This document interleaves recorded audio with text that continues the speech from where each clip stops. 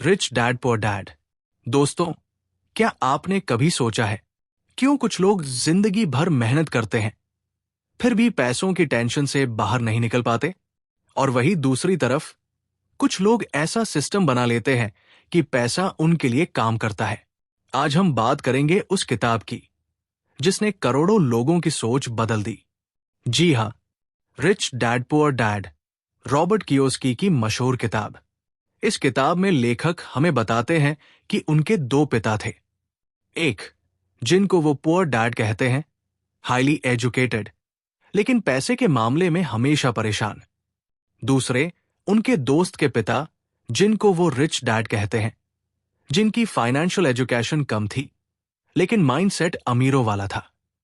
और इन्हीं दोनों पिताओं की सोच और अनुभव से हमें सीखने को मिलता है कि असली फर्क पैसों की क्वांटिटी में नहीं बल्कि सोच और आदतों में है। तो आइए शुरू करते हैं इस सफर को और समझते हैं कि अमीर बनने के लिए हमें कौन से प्रिंसिपल्स अपनाने चाहिए। चैप्टर 1, अमीर लोग पैसे के लिए काम नहीं करते। रॉबर्ट कहते हैं, गरीब और मिडिल क्लास लोग पैसे के लिए काम करते हैं लेकिन अमीर लोग पैसों को अपने लिए काम करवाते हैं। सोचिए, ज्यादातर लोग क्या करते हैं? हर महीने सैलरी कमाते हैं, बिल भरते हैं और फिर से अगले महीने का इंतजार करते हैं। ये साइकिल चलता ही रहता है। लेकिन अमीर लोग इस साइकिल से बाहर निकल जाते हैं। कैसे? वो ऐसे एसेट्स बनाते हैं जो उन्हें बिना एक्टिवली काम किए इनकम देते हैं, जैसे property, business, investments, stocks. Example, मान लीजिए आप नौकरी करते हैं और हर महीने 50,000 कमाते हैं लेकिन जितना कमाते हैं उतना ही खर्च हो जाता है। अब अगर आप 5,000 हर महीने बचाकर किसी अच्छी जगह इन्वेस्ट करते हो तो धीरे धीरे आपका पैसा भी आपके लिए काम करने लगेगा। यही फर्क है पुअर डैड और रिच डैड की सोच में। पुअर डैड कहते थे, अच्छी नौकरी करो, मेहनत करो, प्रमोशंस लो। लेकिन रिच डैड कहते थे, नौकरी ठीक है लेकिन असली खेल है एसेट्स बनाने का। इसलिए रॉबर्ट हमें सिखाते हैं, अगर आप सच में अमीर बनना चाहते हैं तो सिर्फ सैलरी पर मत रुको। इन्वेस्टमेंट्स, बिजनेसेस और एसेट्स बनाने पर ध्यान दो। चैप्टर 2, फाइनेंशियल लिटरेसी क्यों जरूरी है। दोस्तों, पैसा कमाना आसान है लेकिन असली खेल है पैसा सही तरीके से संभालना। यही है फाइनेंशियल लिटरेसी। पुअर डैड कहते थे, पढ़ाई करो, नौकरी लो, पैसे कमाओ। लेकिन रिच डैड कहते थे, पैसे को समझो, नंबर्स को समझो, बैलेंस शीट और इनकम स्टेटमेंट को पढ़ना सीखो। क्योंकि अगर आपको यह नहीं आता तो चाहे आप लाखों कमा लो, पैसा टिकेगा नहीं। एग्जाम्पल, क्या आपने ऐसे लोगों को देखा है जो सडनली लॉटरी जीत जाते हैं या बड़ी प्रॉपर्टी बेचकर करोड़ों कमा लेते हैं लेकिन कुछ ही सालों में फिर वही आ जाते हैं, कर्ज और पैसों की कमी में? क्यों? क्योंकि उन्हें पैसे को मैनेज करना नहीं आता। इसलिए रॉबर्ट कहते हैं, फाइनेंशियल लिटरेसी का मतलब है एसेट्स और लायबिलिटीज में फर्क समझना। एसेट वो है जो आपके पॉकेट में पैसा डालता है, लायबिलिटी वो है जो आपके पॉकेट से पैसा निकालता है। एग्जाम्पल, अगर आपके पास कार है तो वो लायबिलिटी है क्योंकि उसमें मेंटेनेंस, फ्यूल, इंश्योरेंस सब लगता है। लेकिन अगर आपके पास रेंटल कार बिजनेस है तो वो एसेट है क्योंकि वो हर महीने आपके लिए इनकम लाएगा। इसलिए पहला कदम है, अपनी लाइफ में एसेट्स बनाना शुरू करो, ना कि सिर्फ लायबिलिटीज खरीदना। Chapter 3, mind your own business. यहां रिच डैड की एक बहुत इंपॉर्टेंट सीख है, जॉब करो लेकिन साथ ही अपना बिजनेस भी बनाओ। अब बिजनेस का मतलब ये नहीं कि आप तुरंत बड़ा कंपनी शुरू करो। बिजनेस का मतलब है अपने लिए ऐसे इनकम सोर्सेज बनाओ जो सैलरी पर डिपेंड ना हो। एग्जाम्पल, मान लीजिए आप नौकरी करते हैं, साथ में थोड़ा पैसा म्यूचुअल फंड्स, स्टॉक्स या रेंटल प्रॉपर्टी में लगाते हैं। धीरे धीरे ये इन्वेस्टमेंट आपके लिए एक्स्ट्रा इनकम जनरेट करेगी। यही आपका छोटा बिजनेस है। पुअर डैड का मानना था, कंपनी के लिए काम करो लेकिन रिच डैड कहते थे, खुद का सिस्टम बनाओ। और यही वजह है कि अमीर लोग अपनी कंपनी बनाते हैं, क्योंकि जब आप कंपनी के ओनर होते हो तो आप सिर्फ अपने लिए ही नहीं बल्कि दूसरों से भी काम करवाकर पैसा कमाते हो। सिंपल वर्ड्स में रिच डैड कहते थे, be an owner, not just an employ. तो दोस्तों, लेसन साफ है, जॉब करो, सीखो, एक्सपीरियंस लो, लेकिन स्लोली स्लोली अपना बिजनेस या साइड इनकम बनाना शुरू करो, ताकि फ्यूचर में आप सिर्फ सैलरी पर डिपेंड ना रहो। अब तक हमने समझा चैप्टर 1, पैसा आपके लिए काम करे। चैप्टर 2, एसेट्स और लायबिलिटीज का फर्क। चैप्टर 3, जॉब के साथ अपना बिजनेस बनाओ। Chapter 4, the history of taxes and the power of corporations. दोस्तों, क्या आपने कभी सोचा है, टैक्स हमेशा गरीब और मिडिल क्लास पर ही ज्यादा क्यों लगता है? क्योंकि अमीर लोग सिस्टम को समझते हैं और उसका फायदा उठाते हैं। पुअर डैड की सोच थी, जितना ज्यादा कमाओगे उतना ज्यादा टैक्स देना पड़ेगा। लेकिन रिच डैड कहते थे, कॉरपोरेशंस का यूज करो ताकि टैक्स कम से कम दो। एग्जाम्पल, अगर आप एम्प्लॉय हो तो प्रोसेस ये है, पहले इनकम आती है, फिर उस पर टैक्स कटता है और जो बचता है उससे आप खर्चे करते हो। लेकिन अगर आप एक कॉरपोरेशन के ओनर हो तो सिस्टम उल्टा हो जाता है, पहले इनकम आती है, फिर उस इनकम से बिजनेस एक्सपेंसेस डिडक्ट होते हैं, जैसे travel, lunch meetings, car, education, और बची हुई अमाउंट पर ही टैक्स लगता है। यही है रिच पीपल का सीक्रेट। रॉबर्ट कियोसाकी बताते हैं कि अमीर लोग अपनी कंपनी बनाते हैं, कंपनी के थ्रू इन्वेस्ट करते हैं, एक्सपेंसेस मैनेज करते हैं और इस तरह वो लीगली कम टैक्स देते हैं।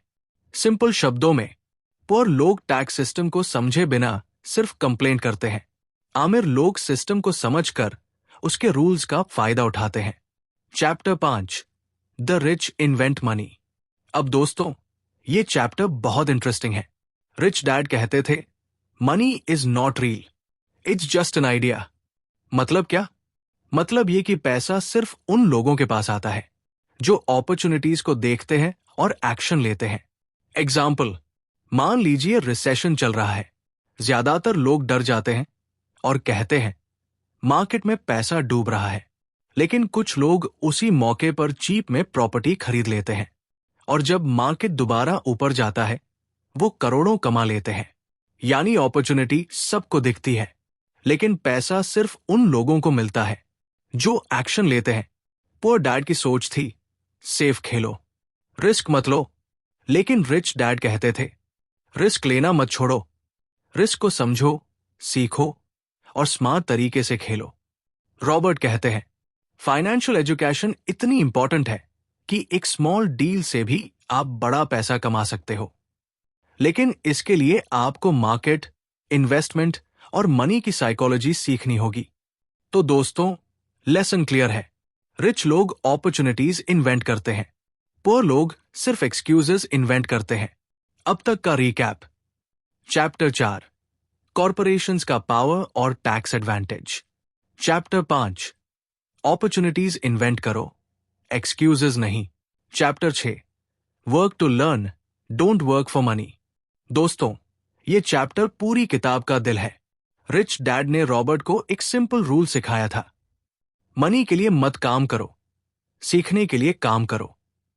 पुअर डैड की सोच थी, अच्छी पढ़ाई करो, डिग्री लो और फिर जॉब से स्टेडी इनकम कमाओ।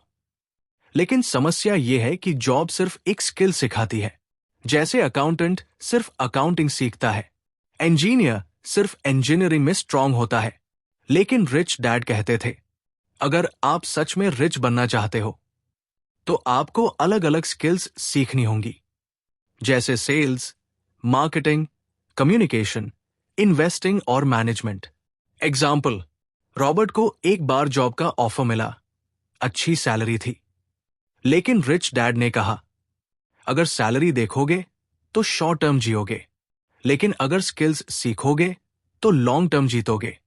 और सच यही है, सेल्स स्किल्स ने रॉबर्ट को इन्वेस्टमेंट्स में हेल्प किया, कम्युनिकेशन स्किल्स ने उन्हें अपनी किताबें बेचने में हेल्प किया, यानी हर स्किल फ्यूचर में काम आई।